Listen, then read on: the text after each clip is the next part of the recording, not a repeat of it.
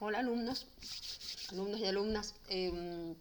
Vamos a continuar con la presentación, ahora con el inicio. El martes vamos a seguir con esa, porque me gusta, con esta presentación, que ya les voy a decir cuál es, me gusta darla presencialmente, porque es tan importante que, bueno, siento que no puedo transmitir todo a través del video. La presentación se llama, ya ha sido enviada, Marco lógico, usos, lógicas y objetivos, ¿no? El gran tema de los objetivos, que de todos modos ya saben ustedes que todos los días, sí o sí, les voy a hacer algún comentario sobre objetivos. Bueno, primero, ¿qué es el marco lógico? El marco lógico, dice la presentación, andamos ya por la diapositiva 3, es un enfoque sistémico y racional, sistema y razón. Ya les va dando a ustedes. Recuerden ustedes que yo busco siempre las definiciones en las que nada sobre ni nada falte, es decir, no podemos omitir nada y cada palabra está, por supuesto, cargadísima de significado. De nuevo, es un enfoque sistémico y racional creado para la Agencia para el Desarrollo Internacional de los Estados Unidos a fines de los 70 y constantemente renovado. Es decir, ya son más de 50 años, bastante más, durante los cuales este procedimiento, este método, porque es un método, recuerden, no es una receta, la receta es la del bizcochuelo, la de la mayonesa, esto es un método, no nos asegura el éxito, nos allana un poco el camino, le da racionalidad, pero no nos asegura el éxito. Ya tiene mucha experiencia, ¿no? Mucho tiempo andado y se ha ido corrigiendo. El BID, es decir, el Banco Interamericano de Desarrollo, exige este formato en la formulación y evaluación de proyectos frente a ese organismo. ¿Por qué señalo esto? Bueno, porque este país, todos los países americanos y esta provincia muy en particular trabajan muchísimo con el BID. ¿Por qué digo esta provincia? Porque Mendoza es, no sé, una de las únicas provincias en este país que trabaja de modo directo con el Banco Interamericano de Desarrollo. Por sus desempeños, hace unos años ya, el BID eligió la provincia de Mendoza salteando a la nación. ¿Por qué digo salteando? Porque los organismos internacionales en general siempre lo que hacen es acordar con las naciones. Y después lo que te dicen, bueno, si la nación no logra que derramen las provincias, un problema de ustedes, no nuestro. Pero bueno, en un momento eligió a la provincia de Mendoza, por ejemplo, el proyecto Unicipio, gran parte de lo que se ha hecho por ejemplo, en el ecoparque, las bicisendas, son proyectos trazados con el Unicipio, con el Banco Interamericano de Desarrollo. Por eso es tan importante en esta provincia aprender a formular y evaluar proyectos con la llamada matriz del marco lógico, ¿no? Matriz del marco lógico. Matriz, les da una idea a ustedes, luego yo les he dicho, matriz de doble entrada, marco por un encuadre teórico y lógico porque justamente enfoque sistemático y racional. Acá nos volvemos muy terráqueos, pensantes, con uno de los hemisferios funcionando, uno más en particular que el otro, aunque los dos están funcionando en la formulación y evaluación de proyectos. Bueno, ¿qué tiene de interesante este método? Que puede usarse en todas las etapas del proyecto, es decir, en la programación, en la identificación, por ejemplo, puntual, exacta de la situación problema o problema focal, en la identificación de los actores, en la identificación de los supuestos o riesgos, en toda la programación entera, es decir, construcción de objetivos, determinación de indicadores y medios de verificación. Dijimos programación, identificación, orientación, análisis, presentación ante los comités de revisión, ejecución y evaluación, en todas las etapas. Recuerden, yo ya les he enviado ciclo del proyecto, ya están las presentaciones en los correos, en el ciclo del proyecto, en todos los ciclos del proyecto. Y que es muy importante, se modifica y mejora cuantas veces sean necesarias durante la preparación y durante la ejecución y evaluación. La figura que uso siempre es la de esconder la suciedad debajo de la alfombra. Bueno, pues esto, el segundo párrafo de la diapositiva 4 significa que es justamente lo que no hay que hacer. Cuando hay que modificar, se modifica. Igualmente no es alentar la improvisación. Hay que ser el mejor profesional de la formulación de proyectos que podamos. Pero es cierto que puede haber errores, puede haber omisiones, pueden cambiar las circunstancias. Entonces, cuando hay necesidad, se advierte luego de un examen riguroso y técnico que hay que cambiar algo, simplemente se cambia. Se registra todo. Recuerden, en los proyectos hay que escribir. Todo no puede quedar solo en la cabeza y en la memoria de quienes lo ejecutaron o lo recibieron o lo evaluaron.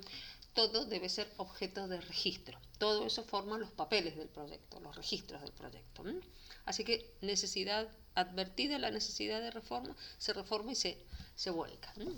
Y se corrige de ahí en adelante todo lo que tenga alguna vinculación con la corrección. La diapositiva 5 yo la llamo degradé de objetivos. Tiene que ver con la jerarquía de los objetivos, algo que también ya les he enviado, una presentación que ya está enviada. Puras P, políticas, planes, programas, proyectos, desde lo más general a lo más particular.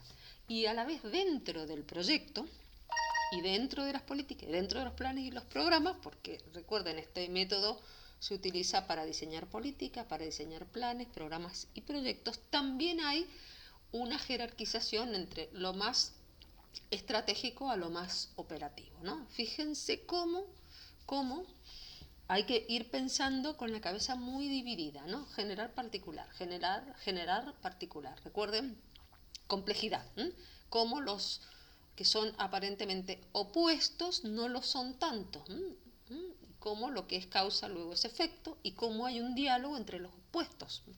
Por eso sirve mucho la teoría de la complejidad. Entonces, degradé de objetivos, políticas, planes, programas, proyectos. La filmina siguiente, la número 6, de alguna manera hay una gráfica, porque ¿qué es lo que muestra? Por ejemplo, la política N, desagregada en plan 1, plan 2, plan 3. Por ejemplo, el plan 1, lo mismo el 2 y el 3, desagregados en 2 programas o 3 programas, los que sean necesarios. Y cada uno de ellos, también cada uno de estos programas desagregados en 1 o 2 proyectos. Así es la historia, abriéndose, una red. La figura mejor es la de la red. Bueno, la que sigue, uso del marco lógico en el diseño del proyecto.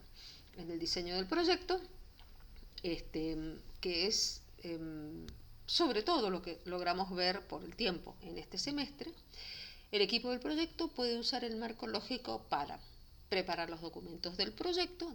Documentos, hay una carga documental importante. Y recuerden, ustedes tienen que pensar bien, para escribir bien y luego para hablar bien, porque el proyecto muchas veces tiene que ser explicado.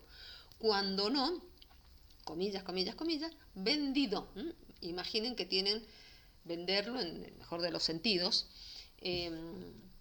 explicárselo al comité de financiamiento, o se trata de un proyecto individual o conjunto con un equipo, con sus socios, etcétera, que están ofreciéndolo a una organización que nos puede contratar o no. Entonces hay que aprender a hablar. Ojalá tuviera tiempo de contarles eso, lamentablemente no, pero quien necesite refuerzo en oratoria y presentación de proyectos y demás, me escribe y yo les doy algunas pautas. Bueno, preparar los documentos el marco lógico en el diseño sirve para preparar los documentos del proyecto, evaluar la calidad del diseño del proyecto, comunicar el diseño del proyecto a los grupos interesados, a todos, actores, por ejemplo, a todos los actores que pudiera involucrar este proyecto, porque muchas veces todo proyecto, de algún modo, eso lo vamos a ver cuando veamos propósito, implica un cambio de comportamientos. Si algo está mal, algo que constituye un problema, algo hay que cambiar. Bueno, y habrá personas que tengan que acostumbrarse a cambiar esos comportamientos. Entonces hay que hablar, explicar, concientizar, sensibilizar. Entonces, La matriz del marco lógico sirve también para esto. Después también en la administración de la cartera de proyectos o banco de proyectos. Cuando ustedes lleven mucho tiempo trabajando en proyectos, imaginen en una organización, van a tener un conjunto que a veces es muy grande. Imaginen Naciones Unidas, Programa de Naciones Unidas para el Medio Ambiente o cualquier organismo internacional. Hay un conjunto de proyectos, algunos que se ejecutaron, otros que se están ejecutando, otros que se iban a ejecutar, pero cambiaron las circunstancias del mundo, la guerra, la pandemia, lo que fuera. Entonces están allí, algunos en maceración, otros olvidados, otros descartados, otros en ejecución, otros ya terminados. Y bueno, muchas veces pueden tener vínculos entre ellos. Entonces, para administrar esa cartera o banco de proyectos, se puede usar, es utilísima la matriz del marco lógico. Bueno, ¿por qué? Para desarrollar indicadores de desempeño, ya vamos a ver los indicadores, hacer seguimiento y evaluar el desempeño en todos los niveles y administrar y focalizar la cartera de proyectos. Para, bueno,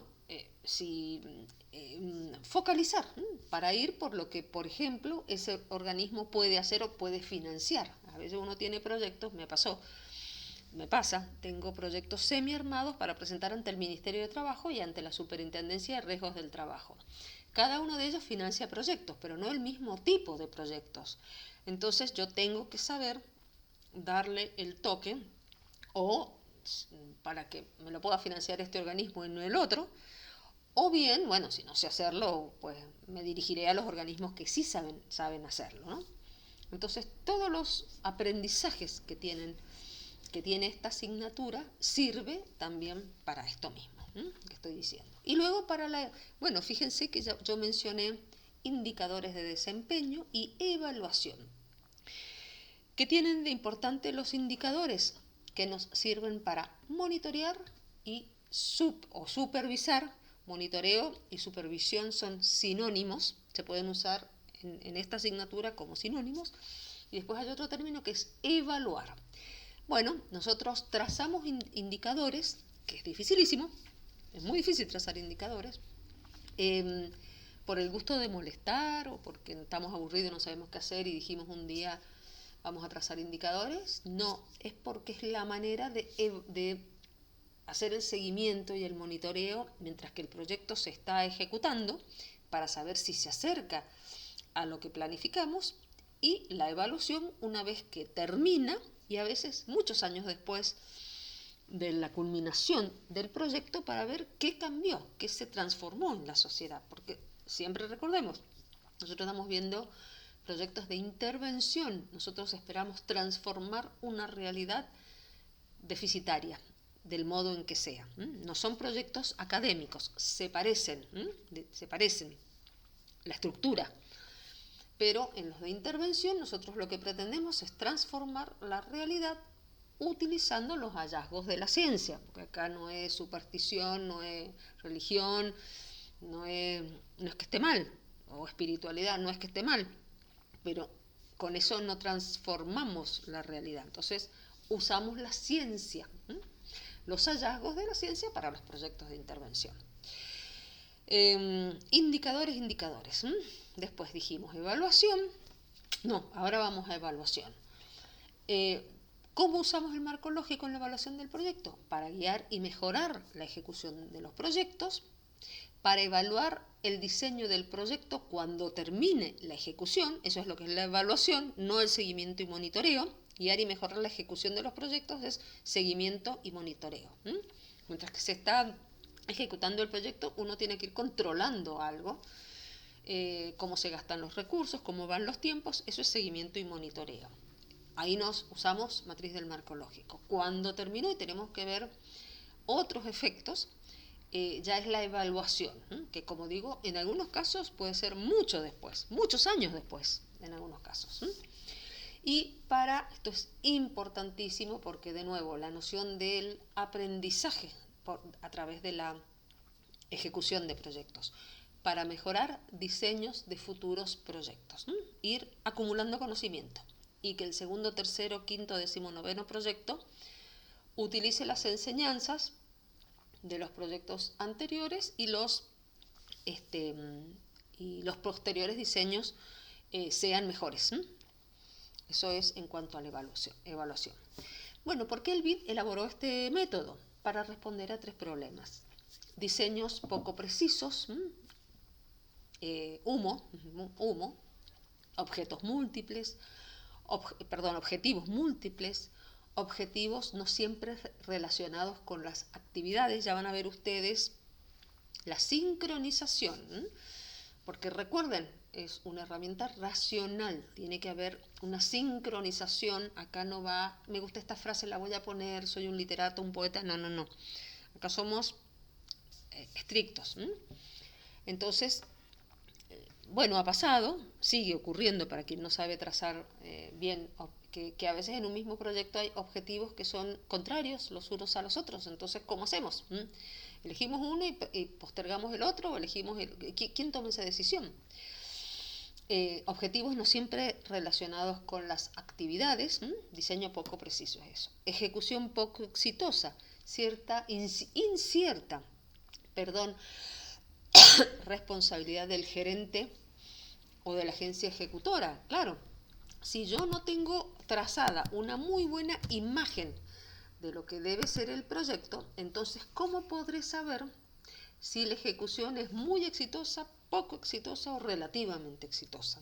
Entonces, para esto nos sirve el método. Después también incertidumbre como problema sobre el producto logrado a la finalización del proyecto. Imagen poco clara, imposibilidad de comparar lo planeado con lo ejecutado. Y también, algo que me olvidé decir recién, ejecución poco exitosa.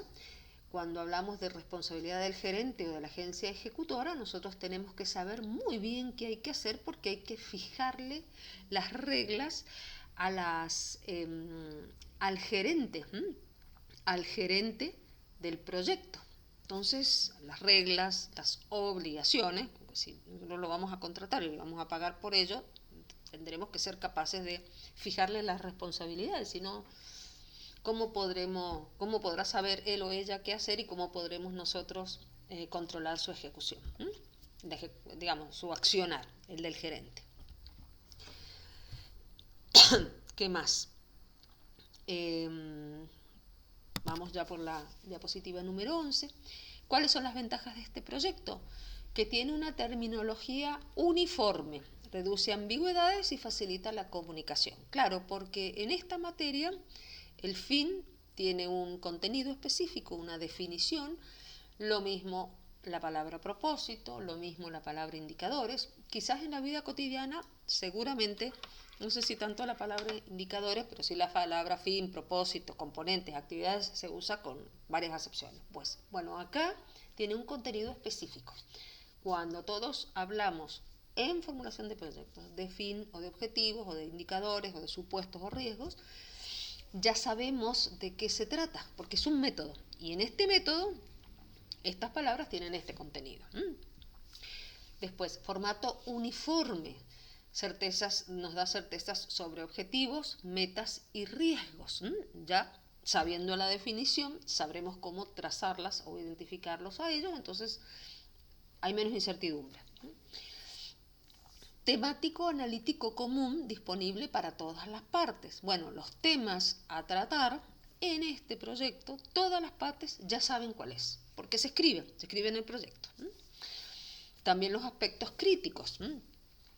Si sabemos cuáles son los aspectos críticos, los proyectos pueden ser más cortos y sintéticos. ¿Por qué? Bueno, porque hay situaciones que el proyecto no se propone solucionar porque excedería de su objeto, no le alcanza el presupuesto, necesita a lo mejor 3 o 4 proyectos funcionando, andando, ejecutándose satisfactoriamente para algún otro objetivo, o porque algún aspecto, por ejemplo, algo que es muy común, no hay tantos datos oficiales o estadísticos. A veces los datos estadísticos son oficiales y otras no. Otras veces no, de organismos muy reputados, llámense universidades privadas, por ejemplo, ¿no? Que tienen investigación. Bueno, en ocasiones puede que no haya datos. Entonces, todas esas debilidades deben consignarse en el proyecto. El gestor serio o el formulador serio consigna las dificultades, no las esconde debajo de la alfombra. Es solamente el que no es serio las esconde. Acá no estamos tratando de venderle humo a nadie, ni de prometer el cambio del mundo, ni de que el mundo va a girar para el otro lado, ni vamos a corregir el cambio climático en un toque. No, nosotros tenemos un objetivo limitado y las salvedades o dificultades se escriben. Y además nos proporciona este método, hablando de las ventajas, una organización lógica del plan de ejecución, del monitoreo y evaluación. Fíjense, organización lógica, secuenciada, en orden. Algo que les voy diciendo. Componentes y actividades las escribo en el orden en el que van a suceder en la ejecución. En el orden en el que van a suceder en la ejecución. Para que quienes vayan a ejecutar sepan cómo hacer la hoja de ruta. Y además, fíjense lo que dice, es la diapositiva 11, organización lógica del plan de ejecución, monitoreo y evaluación. ¿Qué quiero decir con esto de plan? Que se escribe un plan de ejecución, ya lo sabemos, que es la formulación. También escribimos un plan de ejecución, porque una cosa es lo que vamos a ejecutar y otra es lo que estamos ejecutando, sería el plan de ejecución. Y también se escribe un plan de monitoreo y evaluación.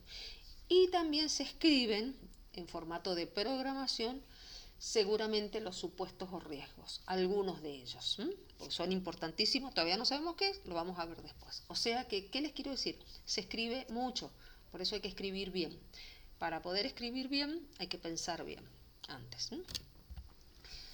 ¿Cuáles son? Seguimos con las ventajas. Un solo cuadro, la matriz de doble entrada, que yo ya les he enviado y que acá la tengo también. En esta presentación está enviada individualmente y también un solo cuadro sirve para visualizar la información más importante, los tiempos y las responsabilidades de la ejecución, que es específicamente esa matriz de doble entrada de la que hemos hablado ya, que se los he mencionado varias veces. Que no es lo mismo que la formulación del proyecto. El proyecto se escribe en un documento puro texto. Una vez que terminan eso, bien pensado, revisado muchísimas veces, por lo menos 7 veces, recién, o quizás a lo mejor a la vez número 5, van a ser ya capaces y se van a sentir seguros de trazar la matriz de doble entrada. ¿Por qué? Porque es un resumen. Entonces, el resumen uno lo puede hacer solo cuando ya aprendió, con H, tomó todo lo que dice bien el proyecto.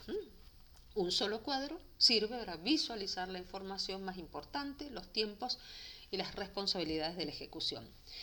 Después, la especificación precisa de las actividades de un proyecto y sus costos, sus indicadores de desempeño y sus fuentes de verificación y los riesgos principales.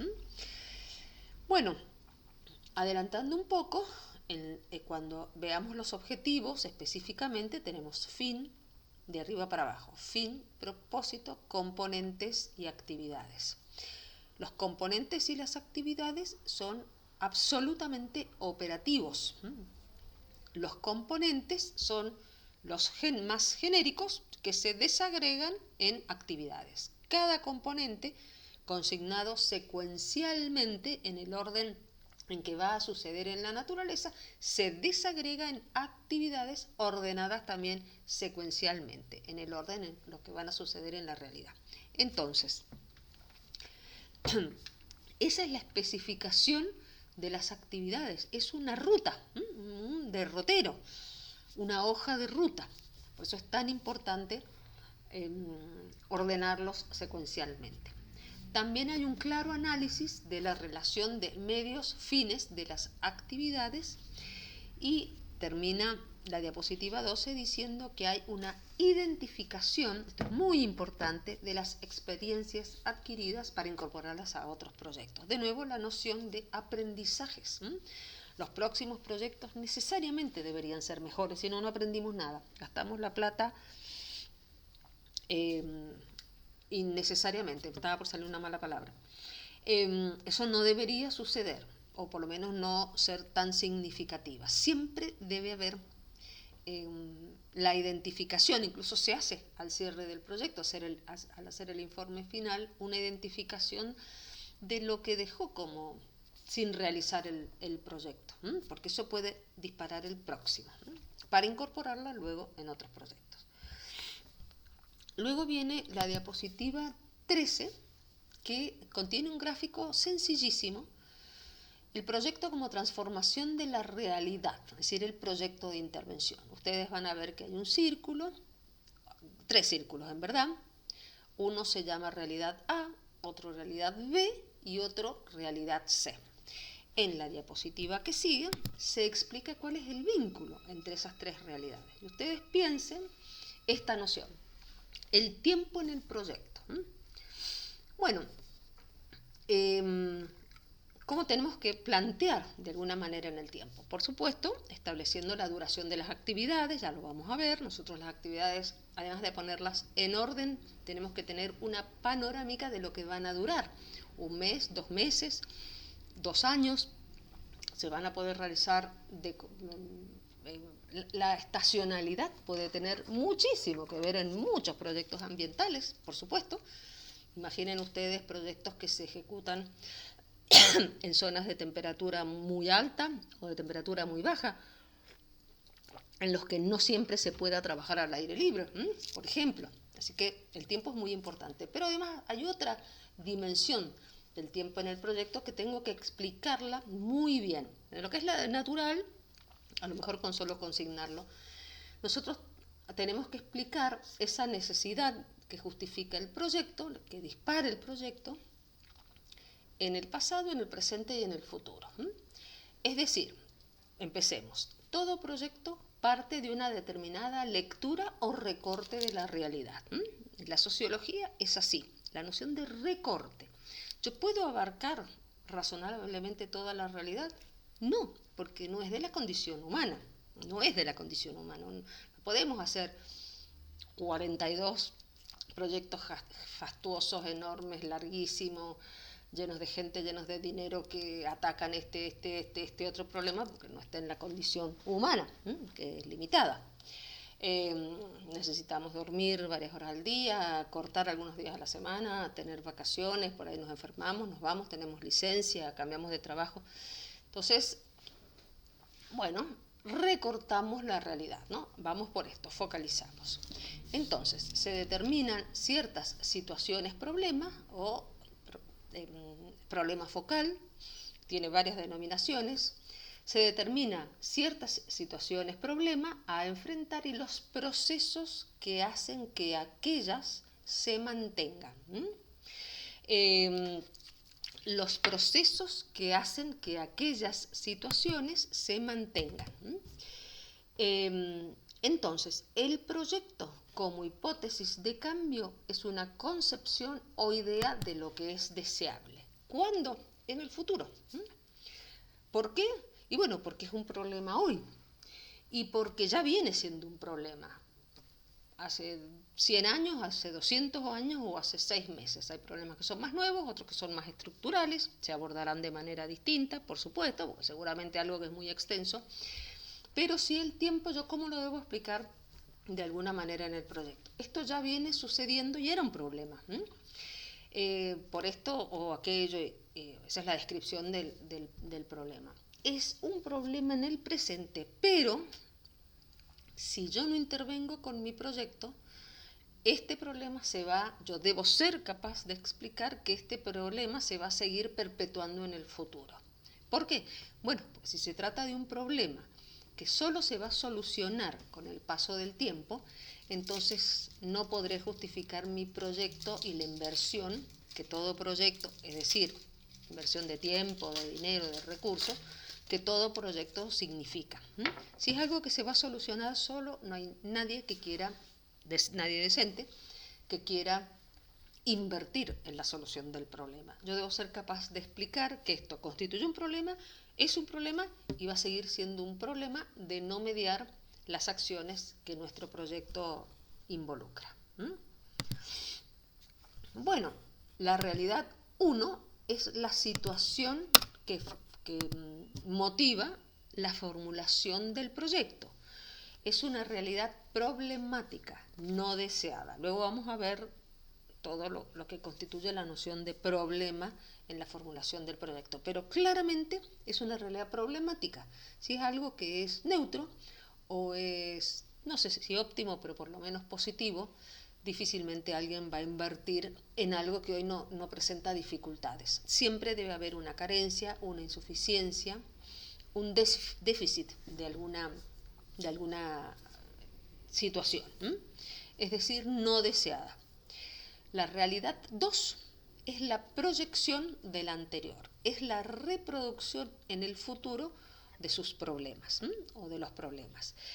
Es la situación esperable, la única que podemos esperar, esperable no como deseable, sino como algo que irremediablemente va a suceder, de no mediar las acciones que propone el proyecto. Y la realidad 3 es la situación esperable en el futuro como respuesta a las acciones propuestas por el proyecto, cambiando el curso de los acontecimientos. Para eso, como digo, la historia sirve mucho, porque si hay algo que se viene repitiendo mucho desde en el pasado y se encuentra en el presente, yo les voy a dejar después más adelante una frase, es genial. Lo repetido en el pasado es esperable en el futuro. Si dejamos que todo siga, seguro que se va a repetir en el futuro, de no mediar un proyecto. Después sigue, ya estamos en la 16, algo que se llama lógica del marco lógico, la lógica que tiene el trazado, también lógico, del marco lógico. ¿Qué es lo que dice la presentación? Bueno, la matriz, y ya se refiere a la matriz misma. La matriz se organiza en dos ejes, una lógica vertical y una lógica horizontal. Bueno, en la filmina número 17 dice, en cuanto a la estructura, es una matriz de 4×4, conteniendo columnas y filas. A mí siempre se me van a confundir las filas con las columnas, pero siempre tengo que hacerme recordar que esta es la columna. Bueno, horizontal. La horizontal nos brinda información sobre 4 niveles. Pensemos en la matriz de marco lógico, imaginen ustedes el ángulo superior izquierdo.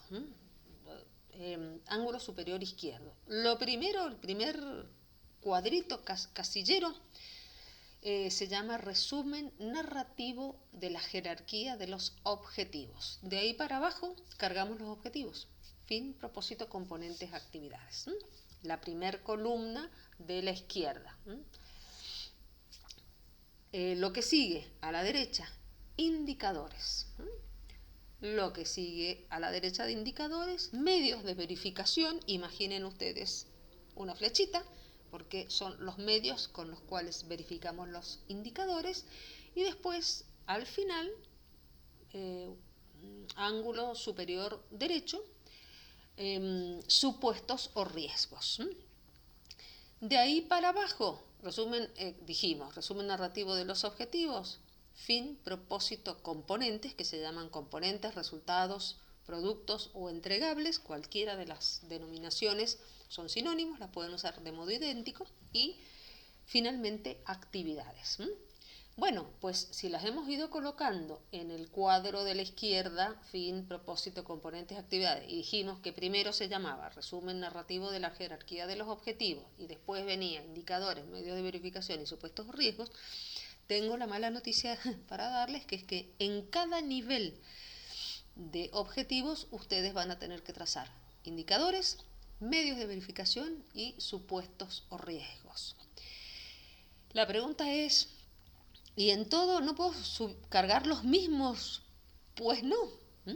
En cada uno de ellos debemos ser capaces de trazar distintos indicadores, distintos medios de verificación y distintos supuestos o riesgos. ¿Vinculados? Sí, obviamente, todos tributan al fin y al propósito. Pero recuerden que hay distintos componentes que se van a ir sucediendo en el tiempo en distintos momentos. Para eso los cargamos en forma distinta, distintas actividades. Pues para eso sirve esta materia, para formarnos tanto, de modo tal de poder identificar todos ellos y de construir, en el caso de indicadores específicos para cada uno de los niveles de objetivos. Indicadores, medios de verificación y supuestos riesgos. Y después ahí les dejo, que ya se las mandé por separado, un ejemplo de un proyecto exitoso que trazó una organización, Mujeres en Igualdad, hace muchos años ya, hacia comienzos de los 2000, que no tiene que ver con lo ambiental, sino con la transparencia y la información pública. Argentina no tenía normas en esa época sobre información pública, y luego de un montón de esfuerzos de muchos organismos, pero esta ONG muy especialmente sí lo logró. Bueno, estuvieron trabajando un conjunto de Mujeres en Igualdad, por si no lo dije, Mujeres en Igualdad, se llama MEI, Mujeres en Igualdad. Lograron la Argentina sus normas sobre información pública. Muy interesante el proceso, se los cuento otro día. Bueno, este fue un proyecto exitoso, porque logró, y ya van a ver ustedes, fíjense, el pormenor, y van a ver que en cada uno de los casilleros hay nociones distintas, palabras distintas, conceptos distintos, pero todos tributan a la noción genérica. Y después la diapositiva 19 y 20, que hasta acá vamos a llegar, el resto lo vamos a ver en clase. Lógica horizontal vincula cada uno de lo ya dicho, cada uno de los niveles con los indicadores, los medios de verificación y los supuestos que pueden afectar la ejecución. En términos prácticos, es una descripción de cómo los administradores y evaluadores pueden medir en cada nivel, nivel fin, nivel propósito, nivel componentes, nivel actividades. Es una descripción de cómo los administradores y evaluadores pueden medir en cada nivel el porcentaje o el logro o el alcance del logro de los resultados esperados. Y después, como última filmina, la número 20 dice, la lógica vertical brinda información sobre 4 momentos en la vida de un proyecto. Hay una relación causa-efecto de abajo hacia arriba. La ejecución y el logro de las actividades es lo que explica el logro de los componentes. Y el logro de todos los componentes, total o parcial, etcétera, nos va a dar el porcentaje, digamos, o el grado de cumplimiento del propósito y también del fin. Ya vamos a ver que ahí hay un par de cosillas para decir respecto del fin, ya lo vamos a ver en clase. Así que bueno, a partir de la diapositiva número 21 empieza ya el tratamiento específico de los objetivos. Así es que los dejo acá y lo vamos a continuar el martes en clase. Saludos.